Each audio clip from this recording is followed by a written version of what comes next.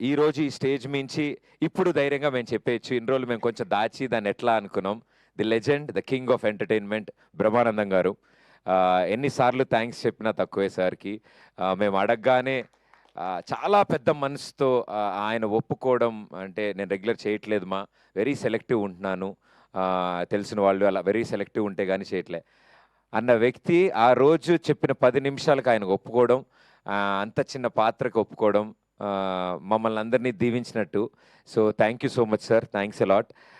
మీ ఎంట్రీతో థియేటర్ ఏమైందో మేము కళ్ళారా చూసాం. ఆ క్లైమాక్స్ మొత్తాన్ని సెట్ చేసేశారు. ఒక పెళ్లి సీన్‌లో మేనమామగా బ్రహ్మానందం గారు ఎంట్రీ ఇస్తే ఎలా ఉంటదో ఐ థింక్ ఆ ఒక్క సెంటెన్స్ చాలు ఎక్స్‌పెక్ట్ చేయడానికి జనాలకి.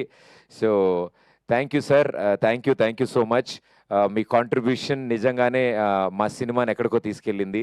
థియేటర్స్‌లోంచి బయటికి రావడానికి అందరూ అంటూ ఉంటారు, క్లైమాక్స్‌లో వచ్చిన ఎనర్జీ ఉంటే ఆ స్మైల్‌తో బయటకొస్తారని. ఆ ఎనర్జీని ఇచ్చినందుకు ఆడియన్స్‌కి అంటే ఒక అద్భుతమైన లెటర్ రాసాక ఒక మంచి సంతకం కావాలి. సో, మా అంత అద్భుతమైన సినిమాకి ఆ సంతకం మా బ్రహ్మానందం గారు పెట్టారు. So, thank you sir.